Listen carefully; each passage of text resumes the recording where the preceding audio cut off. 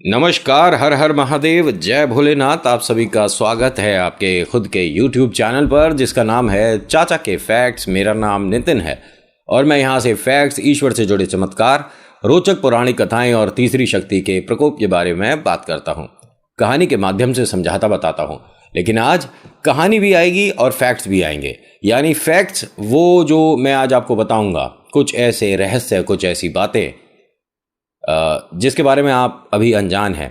वो वहाँ रहस्य हुआ तो हुआ कैसे, वहाँ की शुरुआत कैसे हुई थी, या उसके पीछे कौन सी ऐसी ज़बरदस्त कहानी है, वो सब मैं आज आपको बताने वाला हूँ। तो कहीं जाना मत, पूरी वीडियो ध्यान से सुनिएगा, देखिएगा। और हो सकता है कि जो आज मैं आपको फैक्ट बताऊँगा आप उसके आसपास रहते हैं लेकिन आपको पता नहीं होगा, हो सकता है। अभी फिलहाल चैनल का इंट्रो, फिर उसके बाद आकर शुरू करता हूं। कहीं मत जाइएगा, पूरी कहानी सुनिएगा, मतलब फैक्ट के साथ सुनिएगा। हर हर महादेव।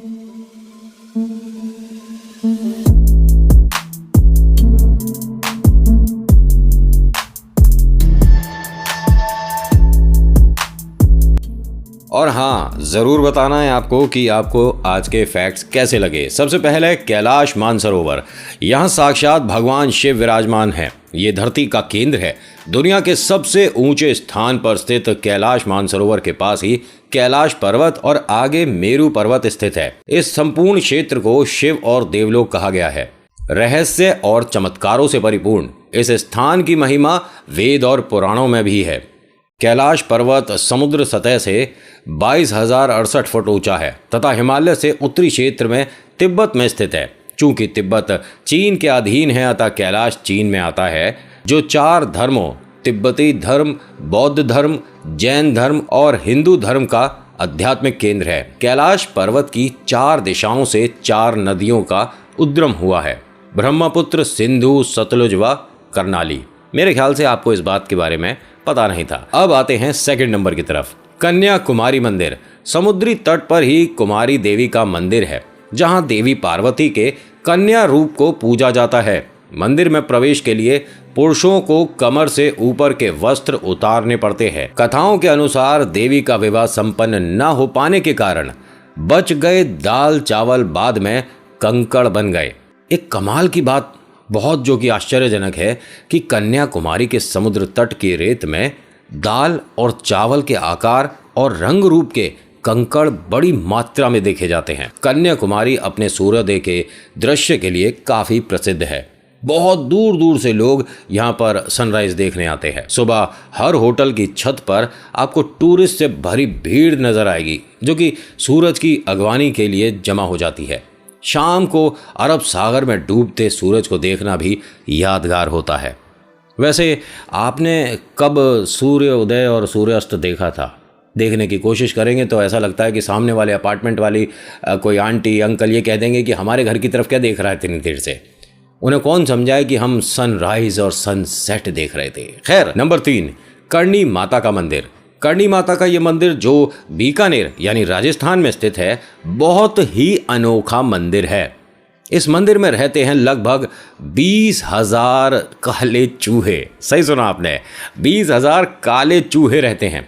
लाखों की संख्या में पर्यटक आते हैं, श्रद्धालु यहाँ पर अपनी मनोकामना के लिए आते हैं। और हाँ, करणी देवी, जिन्हें दुर्गा का अवतार माना जाता है, इनके मंदिरों को चूहे वाला मंदिर भी कहा जाता है। बीकानेर से 30 किलोमीटर की दूरी पर स्थित देशनोक शहर में करणी माता का मंदिर है। यहाँ पहुँचने पर आपको इंसानों से ज्यादा चूहे नजर आएंगे। मान्यता ये है कि चूहे जो हैं ये वहाँ स्थित करणी माता की संतानें और वंशज है।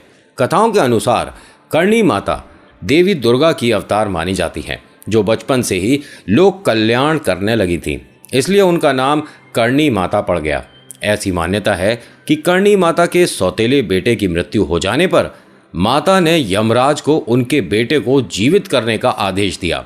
माता के आदेश अनुसार उनका बेटा जीवित तो हो गया, लेकिन वह चूहा बन गया। माता ने जिस जगह अपना देह त्याग दिया, वहीं आज करणी माता का मंदिर बन गया और मंदिर में हजारों चूहे खुलेआम घूमते नजर आते हैं। यहाँ चूहों को काबा कहा जाता है और इन्हें बकायदा भोजन कराया जाता है और इनकी सुरक्षा भी की जाती है। यहाँ इतने चूहे हैं कि आपको पांव घसीट कर चलना पड़ेगा। अगर एक चूहा भी आपके पैरों के नीचे आ गया, इस बात को ज़रा ध्यान से सुनिएगा और अगर पसंद आती है तो लाइक ज़रूर कर दीजिएगा, कि अगर एक चूहा भी आपके पैरों के नीचे आ गया तो अपशगुन माना जाता है। कहा जाता है कि एक चूहा भी आपके पैर के ऊपर से होकर गुजर गया तो आप पर देवी की कृपा हो गई, ये मान लो। और यदि आपने सफ़ेद चूहा देख लिया तो आपकी ये जो मनोकामना है जिस वजह से आप यहाँ आए हैं 100% पूरी होने वाली है, ये बात समझ लो। नंबर 4, शनि शिंगणापुर। देश में सूर्य पुत्र शनिदेव के कई मंदिर हैं। उन्हीं में से एक प्रमुख है महाराष्ट्र के अहमदनगर जिले में स्थित शिंगणापुर का शनिदेव मंदिर।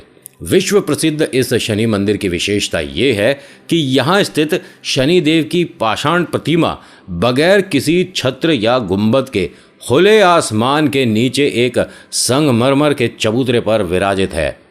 यहाँ शिंगणापुर शहर में भगवान शनि महाराज का खौफ इतना है कि शहर के अधिकांश घरों में खिड़की, दरवाजे और तिजोरी नहीं है। हाँ, आप सही सुन रहे हो, दरवाजों की जगह यदि लगे हैं तो केवल पर्दे लगे हैं, बाकी लकड़ी के, लोहे के और इसके उसके किसी के भी दरवाजे नहीं है भाई। ऐसा इसलिए क्योंकि यहाँ चोरी नहीं होती है। कहा जाता है कि जो भी चोरी करता है उसे शनि महाराज सजा स्वयं देने आते हैं। और हाँ, ऐसे बहुत सारे एग्जाम्पल्स लोगों ने देखे सुने भी हैं। एक एग्जाम्पल मैं भी आपके लिए लेकर आऊँगा अपनी अगली कहानी में। शनि के प्रकोप से मुक्ति के लिए यहाँ दुनिया भर से प्रति शनिवार लाखों लोग आते हैं। नंबर 5, सोमनाथ मंदिर। सोमनाथ मंदिर एक महत्वपूर्ण हिंदू मंदिर है जिसकी गिनती 12 ज्योतिर्लिंगों में सर्वप्रथम ज्योतिर्लिंग के रूप में होती है। प्राचीन काल में इसका शिवलिंग हवा में झूलता था, लेकिन बहुत सारी ऐसी स्थितियां आईं कि जिसकी वजह से बहुत गलत हुआ, इसे तोड़ दिया गया। माना जाता है कि 24 शिवलिंगों की स्थापना की गई थी, उसमें सोमनाथ का शिवलिंग बीचों बीच था। इन शिवलिंगों में मक्का स्थित काबा का शिवलिंग भी शामिल है। इनमें से कुछ शिवलिंग आकाश में स्थित कर्क रेखा के नीचे आते हैं। गुजरात के सौराष्ट्र क्षेत्र के वेरावल बंदरगाह में स्थित इस मंदिर के बारे में कहा जाता है कि इसका निर्माण स्वयं चंद्रदेव ने किया था। इसका उल्लेख ऋग्वेद में मिलता है। इस स्थान को सबसे रहस्यमय माना जाता है। यदुवंशियों के लिए ये प्रमुख स्थान था। इस मंदिर को अब तक 17 बार नष्ट किया गया और हर बार इसका पुनर्निर्माण किया गया है। यही वो जगह है जहां भगवान श्री कृष्ण ने देह त्याग किया था। श्री कृष्ण भालुका तीर्थ पर विश्राम कर रहे थे, तब ही शिकारी ने उनके पैर के तलुए में हिरण की आंख जानकर धोखे में तीर मारा था। तब ही कृष्ण जी ने देह त्याग कर यहाँ से वैकुंठ गमन किया। इस स्थान पर बड़ा ही सुंदर कृष्ण मंदिर भी बना हुआ है। नंबर 6, कामाख्या मंदिर। कामाख्या मंदिर को तांत्रिकों का गढ़ कहा गया है। माता के 51 शक्ति पीठों में से एक इस पीठ को सबसे महत्वपूर्ण माना जाता है। ये असम के गुवाहाटी में स्थित है। यहाँ त्रिपुरा सुंदरी, मातंगी और कमला की प्रतिमा मुख्य रूप से स्थापित है। दूसरी ओर 7 अन्य रूपों की प्रतिमा अलग अलग मंदिरों में स्थापित की गई, जो मुख्य मंदिर को घेरे हुए है। पौराणिक मान्यता है कि साल में एक बार अंबुवाची पर्व के दौरान माँ भगवती राजस्वला होती है और माँ भगवती की गर्भगृह महामुद्रा से निरंतर 3 दिनों तक जल प्रवाह के स्थान से रक्त प्रवाहित होता है। इस मंदिर के चमत्कार और रहस्यों के बारे में किताबों में आपको बहुत बार मिलेगा।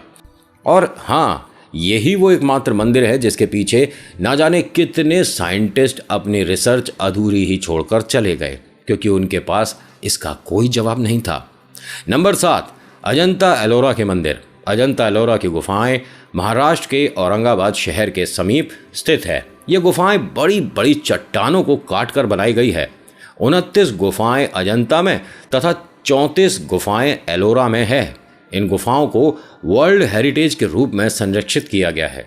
इन्हें राष्ट्रकूट वंश के शासकों द्वारा बनाया गया। इन गुफाओं के रहस्य पर आज भी शोध किया जा रहा है। यहाँ ऋषि मुनि और भुक्षी गहन तपस्या और ध्यान करते थे। अगला है उज्जैन का काल भैरव मंदिर। हालांकि इस मंदिर के बारे में सभी जानते हैं कि यहाँ काल भैरव की मूर्ति मदिरा पान करती है, इसीलिए यहाँ मंदिर में प्रसाद की जगह मदिरा चढ़ाई जाती है। यही मदिरा यहाँ प्रसाद के रूप में बांटी जाती है। कहा जाता है कि काल भैरवनाथ इस शहर के रक्षक हैं। इस मंदिर के बाहर साल के 12 महीने और 24 घंटे मदिरा उपलब्ध रहती है। अगला है ज्वाला मंदिर। ज्वाला देवी का मंदिर हिमाचल के कांगड़ा घाटी के दक्षिण में 30 किलोमीटर की दूरी पर स्थित है।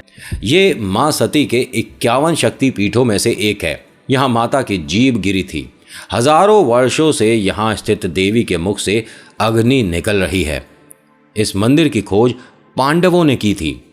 इस जगह का एक अन्य आकर्षण तांबे का पाइप भी है, जिसमें से प्राकृतिक गैस का प्रवाह होता है।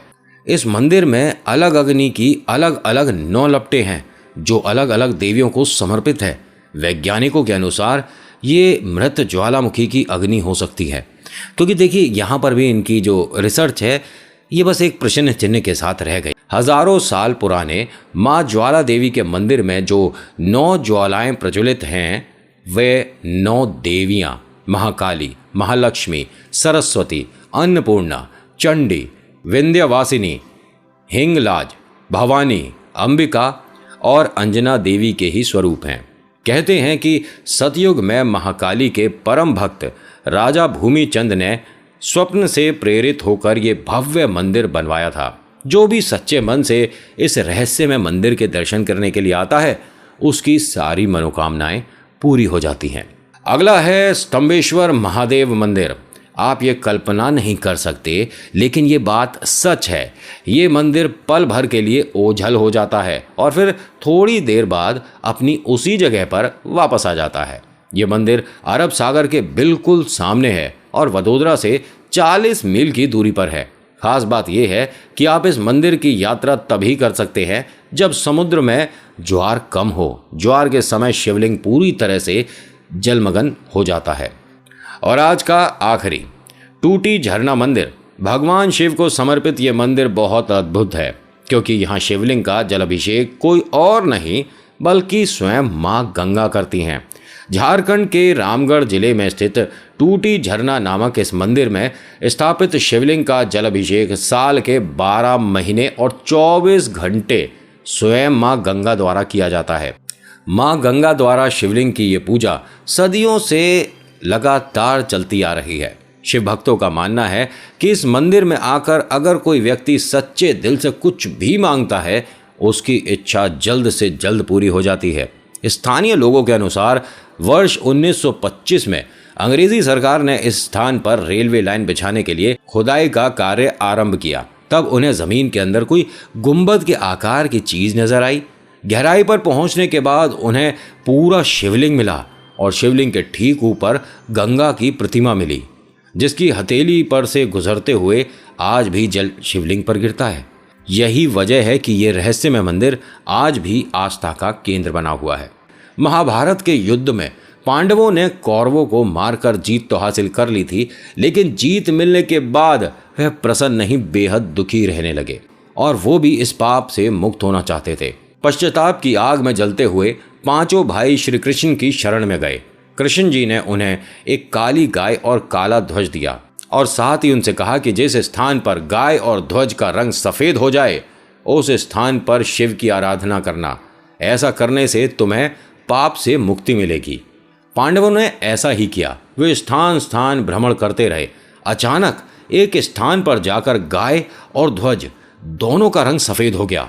इसके बाद कृष्ण के कहे अनुसार उन्होंने वहां शिव की आराधना शुरू करी। पांडवों की आराधना से भगवान शिव बेहद प्रसन्न हुए और उन्होंने पांचों भाइयों को अलग अलग अपने लिंग रूप में दर्शन दिए।